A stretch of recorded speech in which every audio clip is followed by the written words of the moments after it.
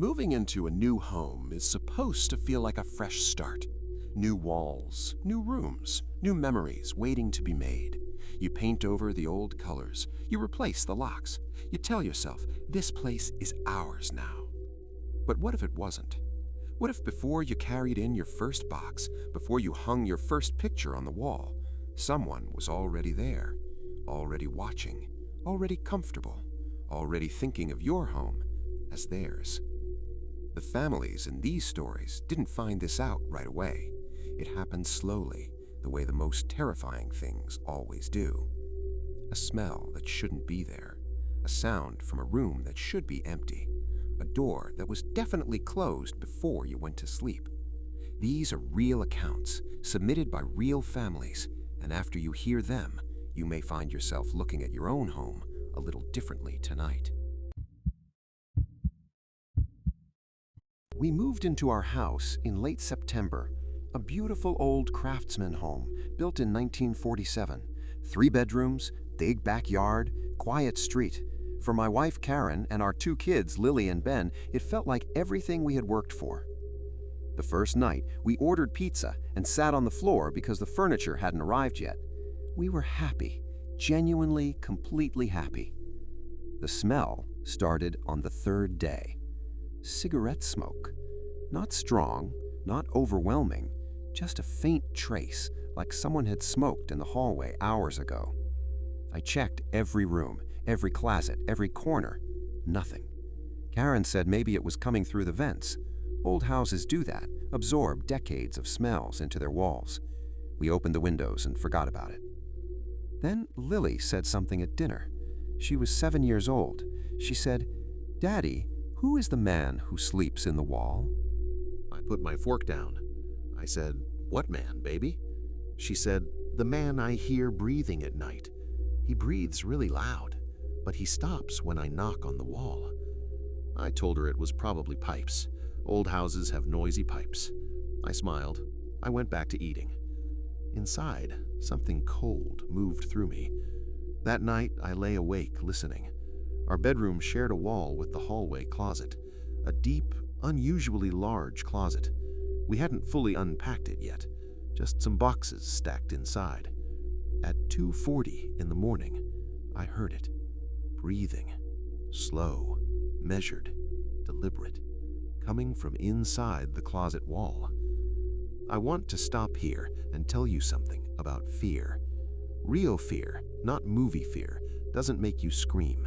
It makes you completely still. Your body stops. Your brain goes cold and quiet because some ancient part of you knows if you make a sound, whatever is on the other side of that wall will know you hear it. I didn't wake Karen. I got up, slowly, picked up the baseball bat I kept beside the bed, walked to the closet, opened the door. Boxes. Nothing else. I moved every single box, and that's when I saw it. In the back corner of the closet, the wall panel was not flush. It was sitting about a 1/4 inch forward, like it had been pushed open from the inside and not fully closed. I pushed it. It swung open. Behind it was a space, a crawl space, maybe 4 feet tall, 8 feet deep, running the entire length of the hallway. And inside that space, a sleeping bag, worn flat, recently used, a tin ashtray with 6 cigarette butts, still slightly warm, a flashlight, 3 empty water bottles, and a small notebook. I opened the notebook. There were dates inside, going back 11 months before we even bought the house. And the last entry, written in small, careful handwriting, was dated 2 days after we moved in. It said, "New family, 3 kids, no, 2 kids, girl and boy. They don't check the back closet. I should be fine for a while." I called 911. They searched the property. They found a second access point in the basement, a tunnel that ran under the house to a storm drain under our street. They never found who lived in our walls. The notebook had no name, no fingerprints that matched anything in the system. We moved out 4 days later. We never went back. Lily still won't sleep without every closet door open. She says she needs to see, that there's nothing breathing inside. My husband Derek and I bought our house in March.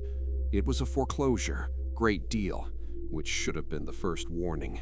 We knew someone had been living there before. The previous owner had lost it to the bank. We figured we'd clean it up, repaint, make it ours. What we didn't figure was that someone never really left. It started with small things, things you explain away because the alternative is too uncomfortable. Food missing from the pantry, not a lot, just a can here, a box of crackers there. I thought I was miscounting. Derek thought I was stress eating and forgetting. I thought maybe Derek was snacking at night. We never talked about it directly because it seemed too small. That's how it works, not with something big and obvious, but with something so small and so easy to explain away that you talk yourself out of the truth over and over again. Then our dog started behaving strangely.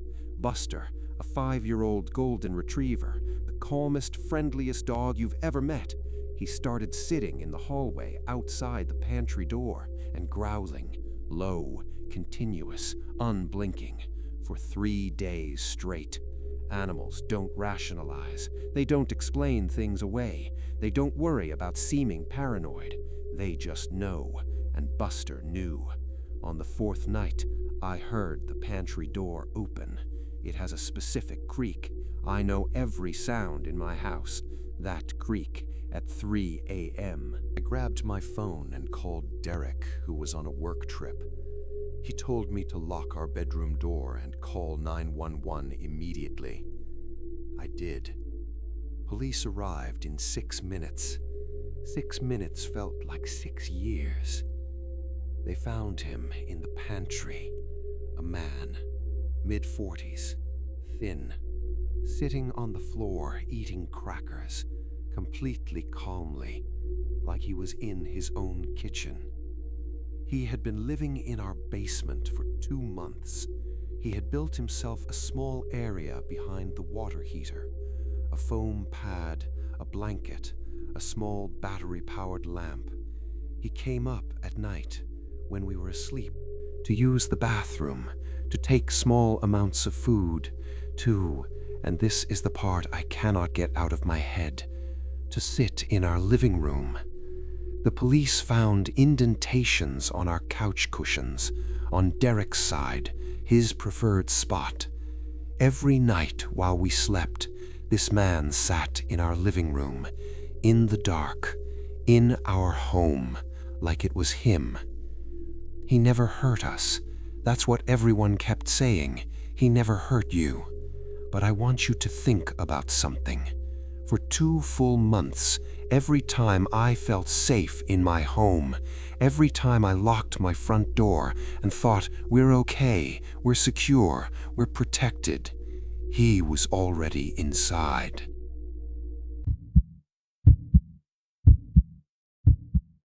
Our house had 4 bedrooms.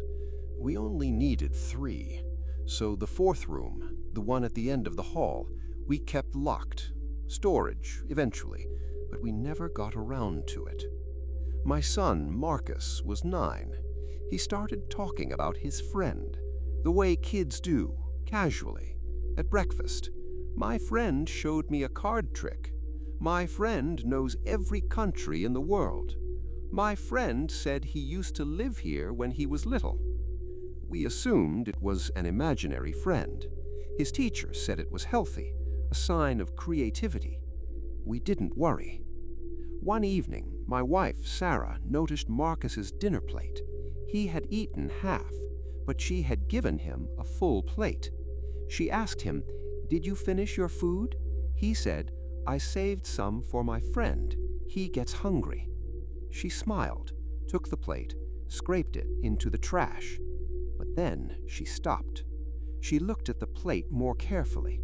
The food had been divided, neatly, precisely, like someone had carefully portioned it with a fork, not the messy, random pushing around a 9-year-old does.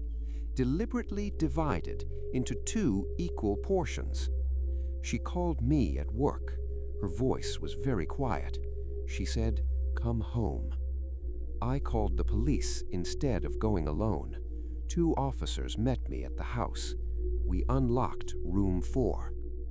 A teenage boy, 16 years old, sitting on the floor with his back against the wall, thin, pale, but calm.